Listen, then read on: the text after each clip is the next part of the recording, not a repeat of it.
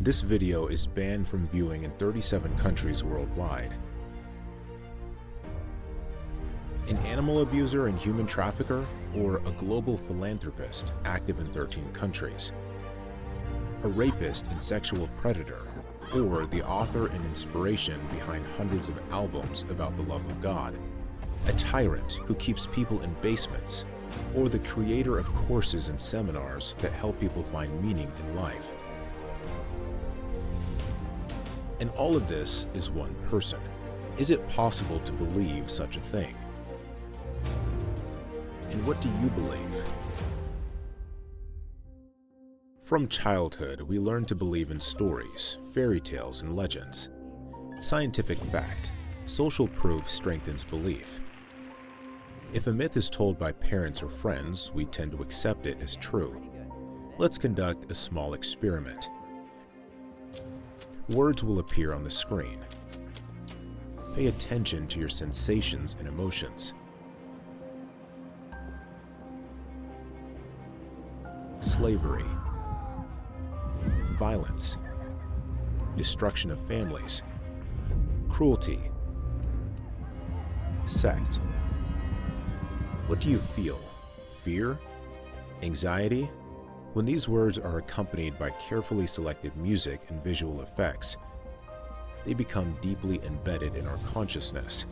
Everything that is said afterward will be perceived by your brain through the prism of that fear, coloring it negatively, as if it were an unquestionable truth.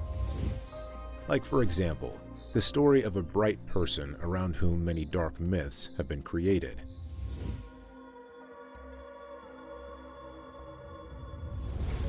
For years, the name Konstantin Rudnev has been associated on the internet with the image of a monster. Heavy, frightening words: drugs, debauchery, human trafficking, sexual slavery, a terrifying sect. But let us pause and ask ourselves honestly, what is reality, and what are we simply being forced to believe? Truth is always verified not by rumors, but by the fruits of a person's life. Since 2008, Russian media and television have called Konstantin Rudnev the creator of the totalitarian destructive sect Ashram Shambhala. Rudnev was accused of holding people in slavery, coercing them into sexual contact, destroying families, promoting and using drugs. In the autumn of 2010, security forces conducted a raid and arrested Konstantin in the cottage where he lived. For nearly 20 years, frightening stories about Rudnev returned to the information space again and again, despite the fact that he spent 11 years in prison and could not conduct any activities, and all accusations against him were fabricated and did not withstand scrutiny.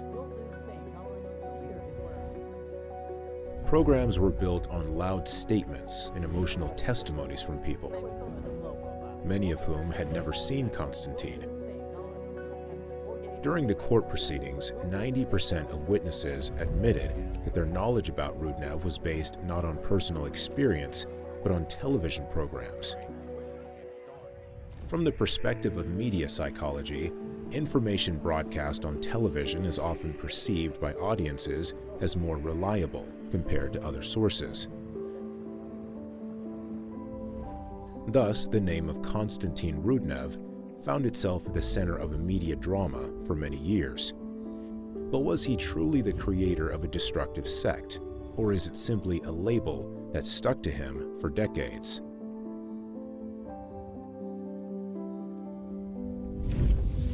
While headlines were filled with reports about the persecution of the leader of a terrifying international sect, what was Konstantin Rudnev actually doing?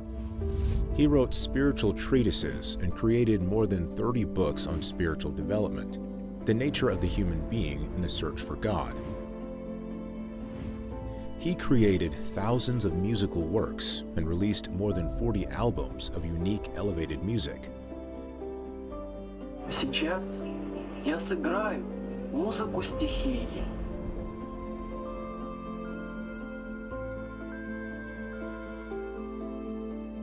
He created hundreds of spiritual paintings that awaken a person's inner consciousness.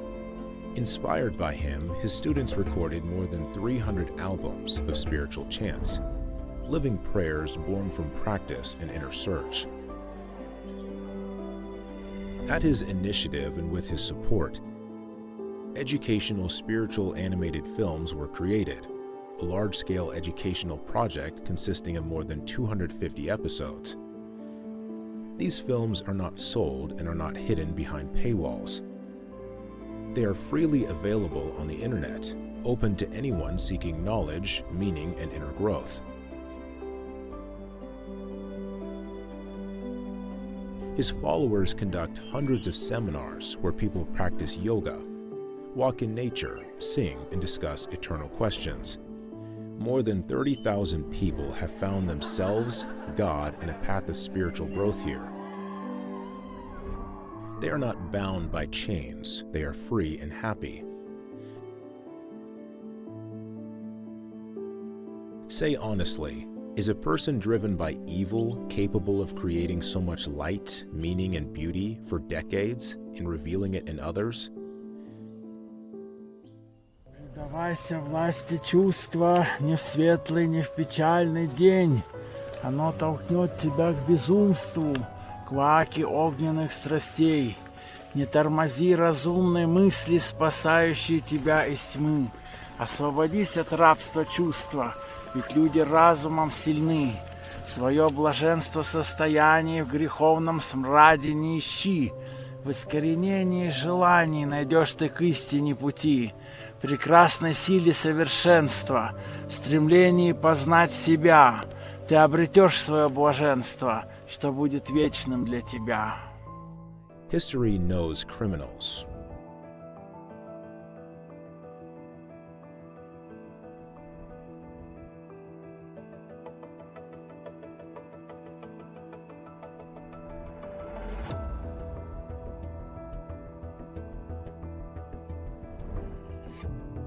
Not one of them has left behind a culture of spiritual creativity and thousands of people flourishing beside them.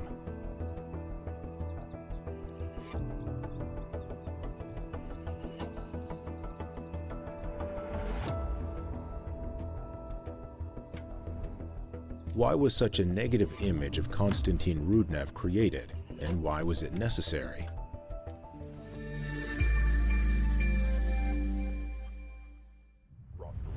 Massimo Introvigne devoted an entire series of investigations to Rudnev under the general title The Saga of Ashram Shambhala. Professor Introvigne is one of the world's most renowned sociologists of religion and a leading specialist on new religious movements, an expert for the UN and OSCU, and the author of about 70 books and more than 100 scholarly articles published, among others by Oxford and Cambridge universities.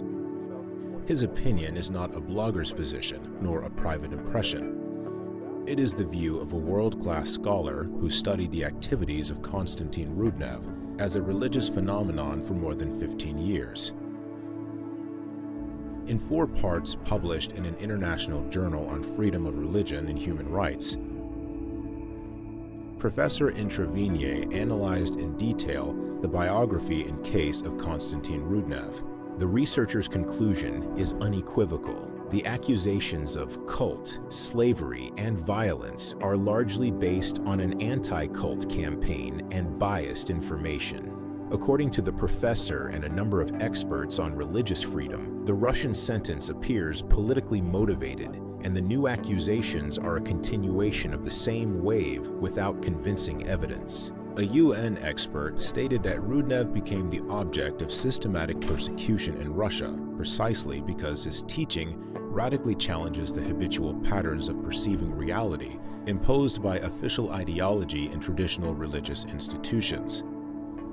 So there are 2 reasons why these NGOs and myself call for the liberation of Rudnev. The first reason is substantial. He has committed no crime. Its charges are very vague and unsubstantiated. But the second is humanitarian. Very urgently, very earnestly, is free Konstantin Rudnev. It's a religious liberty issue, it's a freedom of opinion issue, but it's also a health and humanitarian issue. Thank you. The history of religions and sociology show that new spiritual ideas almost always provoke resistance from institutions of power. Throughout history, ruling elites have sought to preserve society's governability. For that purpose, people were given certain ideas, norms, and rules that shaped obedience. If in the past slavery was literal, with chains, today it often takes an informational form. Through ideology, moral frameworks, and social pressure. Spiritual teachers in many traditions called on people to understand themselves and the world more deeply rather than simply follow imposed beliefs. That is why their ideas were often perceived as dangerous to existing power structures. When people begin to think independently, they become harder to control.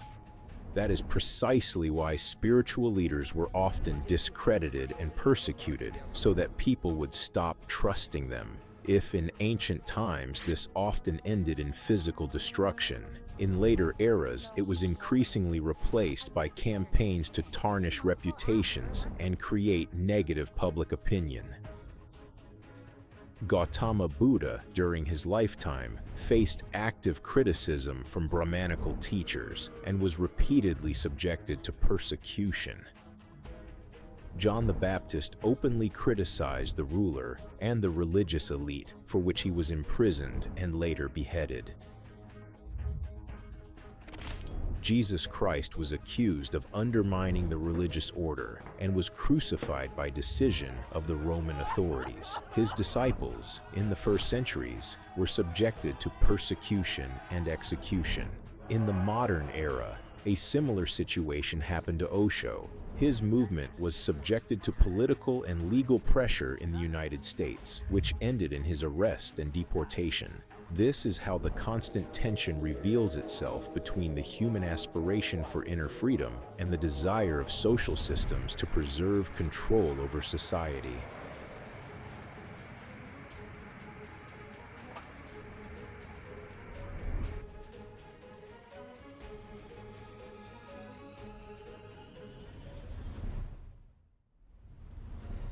Sir, we have encountered a big trouble.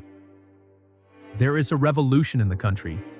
Every boy wants to become a disciple of Buddha. They leave their parents, abandon their wives and children, give up all pleasures and join those on the path to salvation. Because of this, Magadha will lose its youth. The problem is becoming serious. Young women ready to marry are not getting married. Our army is not gaining new recruits. Does your problem concern society? We are not concerned about social issues. We only fear stagnation in the economy. You are wealthy. Money can be used as a weapon. Take action. Bribe people and ask them to spread rumors that all righteous people are crooks. Challenge the righteous. Wipe them off the face of the earth. It's not hard. We can do it.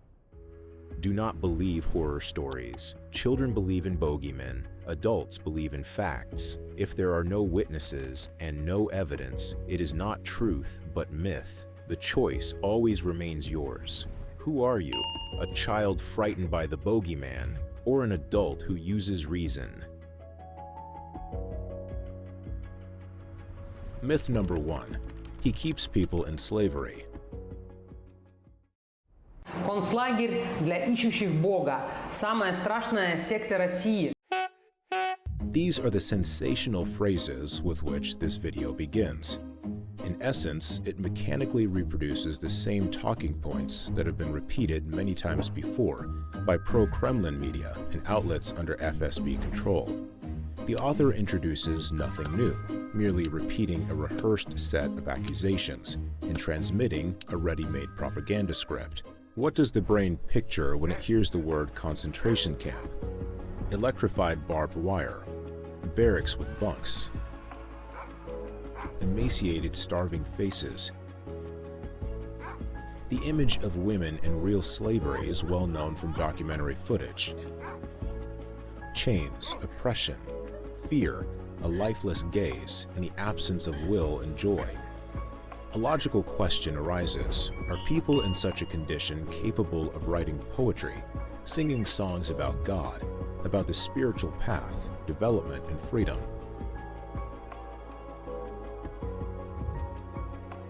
Real slavery does not produce inspiration or light. It destroys the personality.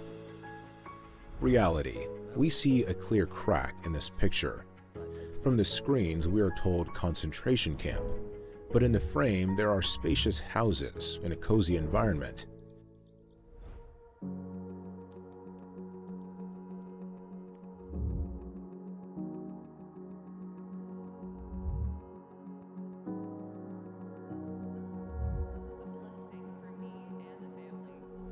We hear about female slaves, yet next to Rudnev are mature, independent people with their own views and will.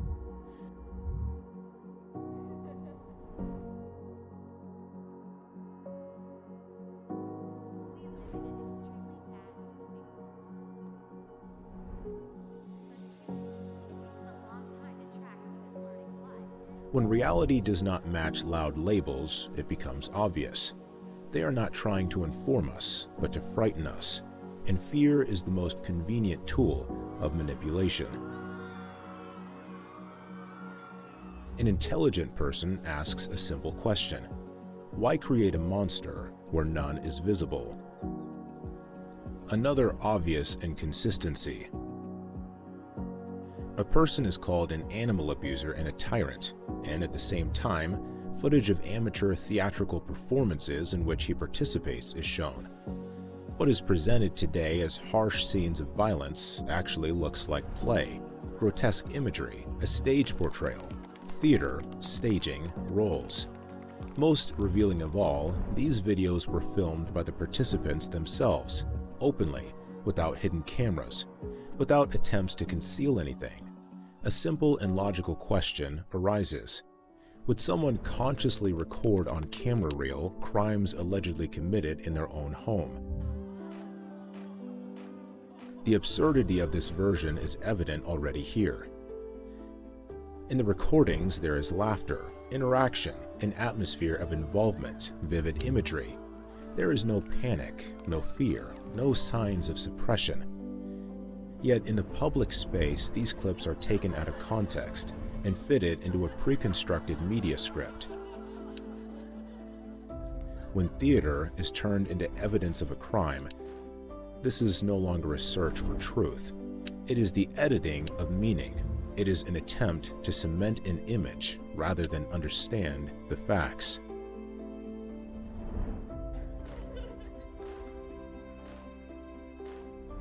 Myth number 2. He created a sect and manipulates people.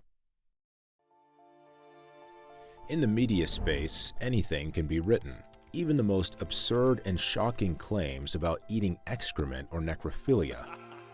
The louder and dirtier the accusation, the faster it spreads, but repetition does not equal proof. No one has seen what is being written about. There are no facts, no direct evidence, only dramatic wording and emotional headlines. The mechanism is simple. An image is created. A witness is selected.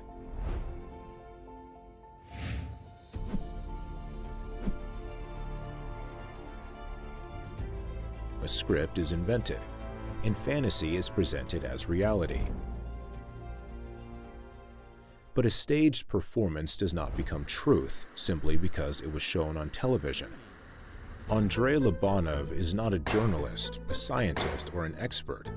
He conducted no investigations and does not know Konstantin Rudnev personally.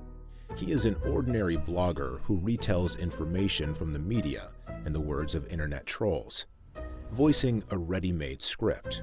His goal is hype, views, subscribers, and money.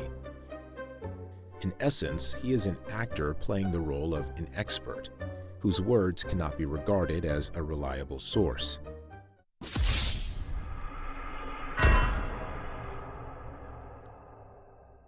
Во время задержаний они отрицали свою связь с Рудневым, говорили, что приехали на заработки, и соответственно, нет заявления, нету и дела.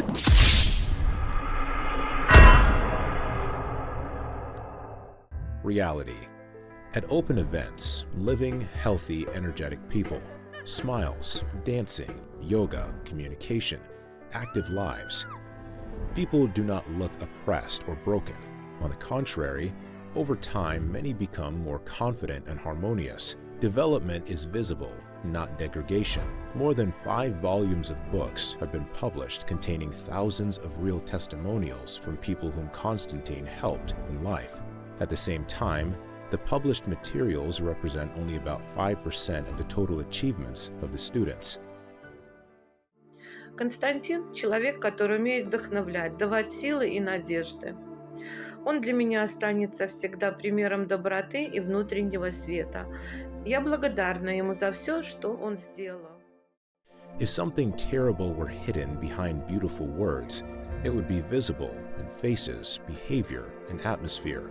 But the real picture does not match the frightening myth. When the image is more frightening than the facts, it means we are not dealing with evidence, but with a constructed narrative. Myth number 3. He abuses animals. In the media space, accusations of cruel treatment of cats, dogs, and other animals were voiced. The wording is loud and emotional, but where are the facts? Apart from staged footage with actors and scenes from home theater, there is nothing. If we turn to reality, the picture looks exactly the opposite. Reality. For many years, Constantine has publicly called for charity and helping shelters. Numerous video materials exist documenting real support for animals, fundraising, delivery of food, participation in aid campaigns. In addition, he organized large-scale charitable initiatives. For several years, food was distributed at his expense to elderly people and children. There are more than 2,000 video reports documenting this assistance. These are not anonymous statements or retellings. They are documented actions that anyone can review. Благодарю Константина Руднева за эту поддержку, за помощь. Руднев Константин Дмитриевич, спасибо большое, что вы вспомнили о стариках. Спасибо. Рудик Константин Дмитриевич, спасибо ему за продукты. Константин Дмитриевич, благодарю вас за вашу помощь, за вашу доброту души. When a person is called cruel, yet thousands of testimonies of his calls for kindness and help remain, a logical question arises. What should be believed, words or facts? Myth number 4. He forces people to abandon families, parents, and children. The accusation sounds dramatic and painful because family is the most sensitive topic. But if we step away from loud formulations and look at the facts, the picture is different. Reality. For many years, the following have been conducted and continue to be conducted. Courses on family happiness, programs on harmonious relationships between men and women, classes on the strength of lineage, acceptance of parents, and resolving family conflicts, training on how to build healthy, mature, and reliable relationships, development of love, responsibility, and inner maturity. This is not the destruction of the family. It is work to strengthen it. This is not the breaking of bonds. It is an attempt to heal them. It is impossible to simultaneously accuse someone of destroying families while ignoring many years of systematic work aimed at building conscious, stable relationships.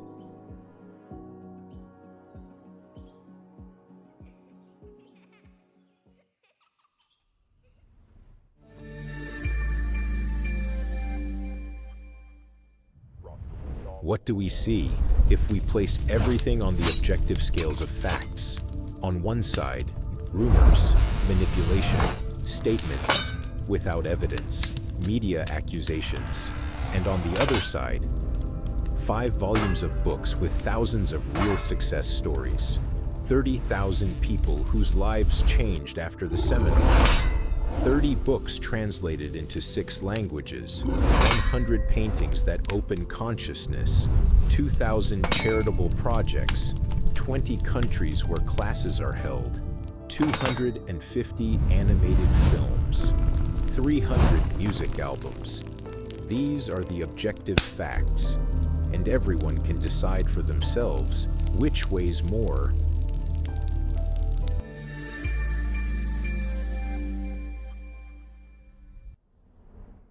Do not allow a few loud voices to drown out the reality you are capable of seeing for yourself. Listen to his music. Read his poems. Look into the faces of the people beside him, without editing, without others' commentary, without imposed interpretation. Then you will know who Konstantin Rudnev really is.